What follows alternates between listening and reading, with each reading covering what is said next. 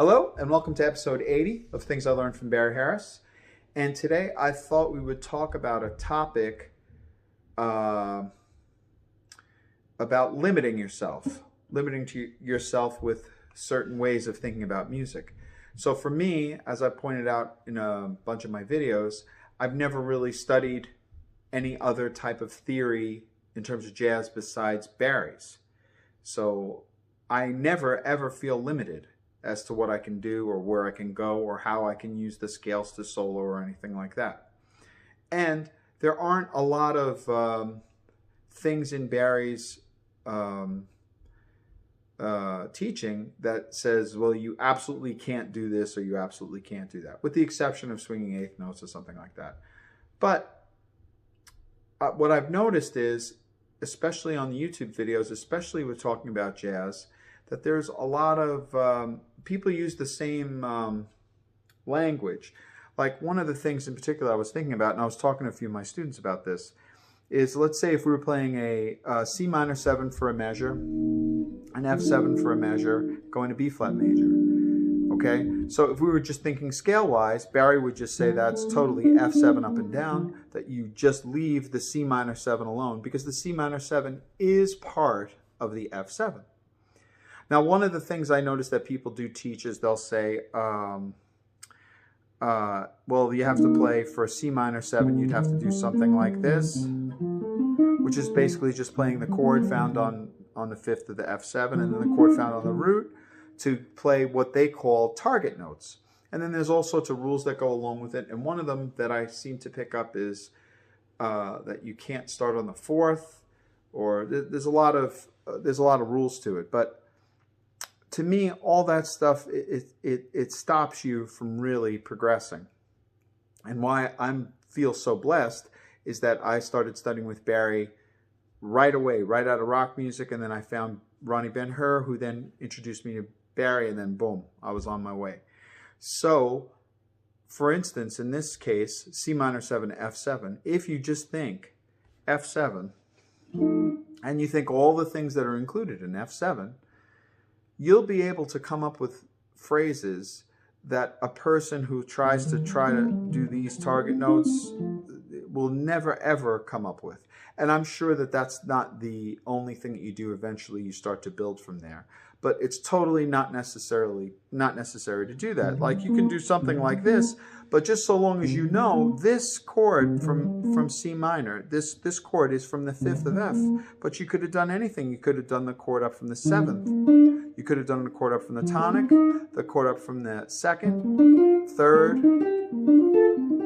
So right away, there's a whole bunch of different things. Now, one of the things I think that I've heard is that on the C minor 7, you never want to start on the fourth, which is the F.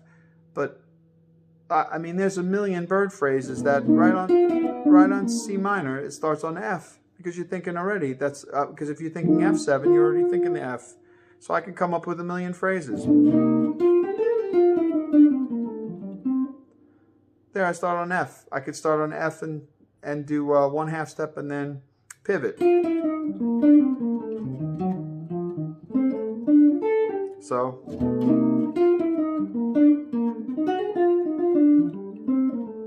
now that's all of that is still C minor to F7.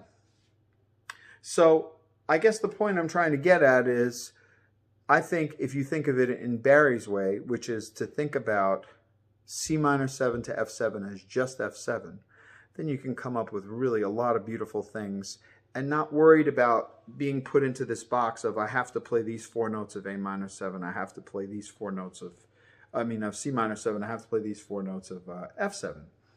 It makes you feel more free and you're more able to create many more beautiful lines, I think, in this way. For me, at least, this is the way I see it. The other thing I wanted to talk about is, and I made a video about it a while ago, but Barry's chromatic scale is so important and so beautiful. And again, this is something that he came up with. I was corrected about it. I think he came up with it in 96 or 97, something like that, around that time. So you're talking about this genius who, you know, had been playing piano since he's 5, had come up with all these half-step rules, which he basically, after he transcribed Bird and Bud Powell and all of them, saw that there was just some spots where they seemed to put half steps in. So then he created these rules out of that, which worked beautifully. Then flash forward 1996 or 97, I guess it is, which would make him, how old would he be? He'd be about 66 or 67. And he comes up with this chromatic scale. And what the chromatic scale is, if you don't know, we'll do F7, is every place that you have a half step in between two notes, you use it. In a place where you don't have a half step, you jump up to the next scale tone. So for instance, if we're playing F7, in between F and G, you have a half step. In between G and A, you have a half step. In between A and B flat, you don't have a half step, so you have to jump up to C. So far, this is what we have.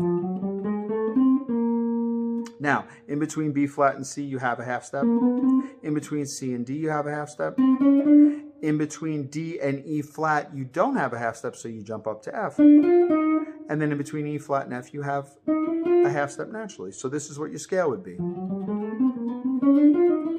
But also, it's down. Now, if you think in terms of these things, look at all the beautiful things you could do. I could say I'm going to start on the F. I'm going to go up a third using Barry's chromatic.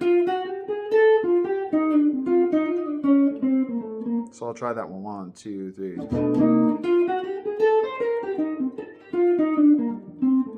That time I did one more half step. So I did. And then between the third and fourth, I have to jump up to the fifth because there is no half step. So I'll say. And then I came down a chord. Now that's a pretty phrase. So I went up, let's see. So I did, let's see, more than a third. I did a fourth up. So let's see what would the next one be. Yeah, that's the next one. So let's try that. Now the next one will be going up from the flat seventh, going up a fourth, and then coming down a chord. Let's try the next one. Nice, next one. Nice, next one. Pretty, next one. Next one. But do you see how pretty these are? What if we started on a note, let's say we'll start on the 4, and we'll do down a third, which would be this. That's a nice one. So we're going to come down a third, and then when we get down to the third, we're going to come down what Barry calls a chord. So we say, I'll do it again.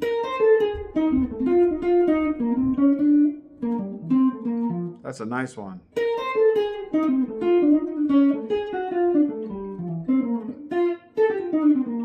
How about if we do, we'll do that on the next degree, which is come down a third, and then we'll come down a chord.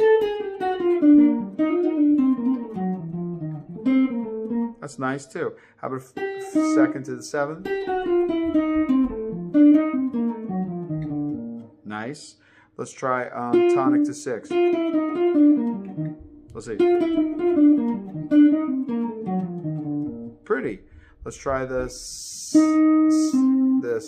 So the flat 7 to the 5. And then come down a chord. That's pretty. Next one. Wait. Also pretty. Next one. Next one. I mean, you see how pretty these are? How about if we did, let's see. Yeah, let's go up a 5th. So let's look up a triad. We'll go up a triad. So we'll start on F, we'll say. Next one. Next one. Next one. Next one. Next one. Next one. Next one. Oh wait. Jeez. Those are pretty. Now we'll do them down. Next one. Next one. Next one. Next one. Next one. Next one. Next one. I mean, so many pretty things. Suppose I said... So that one I came down the important minor from the fifth, but from its fifth. So the three important arpeggios for every dominant, Barry says, is on the root, on the fifth, and on the seventh. So the one on the fifth is a minor arpeggio. So this one I did, which happens to give you C minor. So I did the C minor down from the fifth. So I'll say...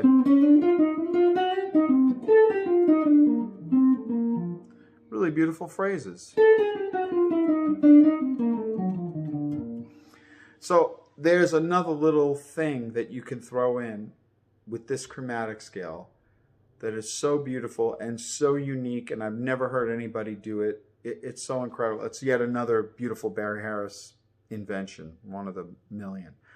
Another thing is, the things that the target notes always leave out, if you refer to things as target notes, is, since Barry thinks of C minor 7 to F7 as just F7, you can also think of F7, if you want to play out, you can think of F7 and you could say, okay, I want to play outside. So I want to play F7's tritone, which is B7. So now you got F7, and then B7, back to B flat major. So now sometimes, for C minor, what Barry will do is he'll say,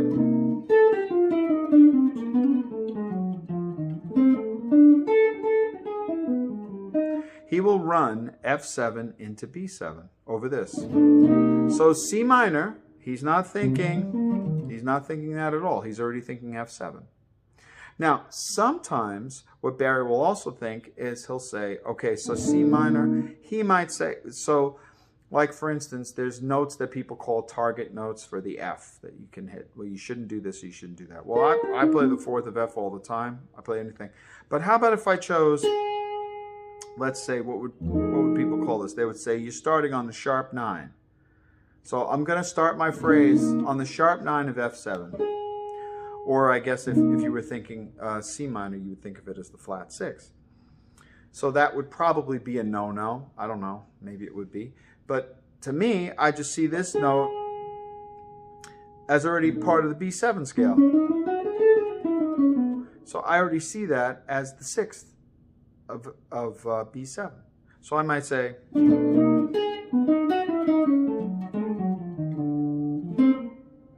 I might do something like that. Try it again.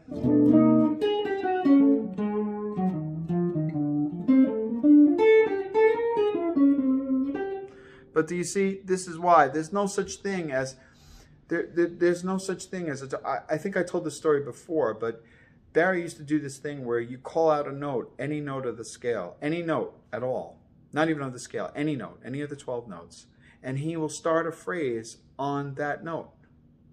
And I think the point of that lesson was to show you that you're supposed to be so free and feel so free within the music that you can start on any note.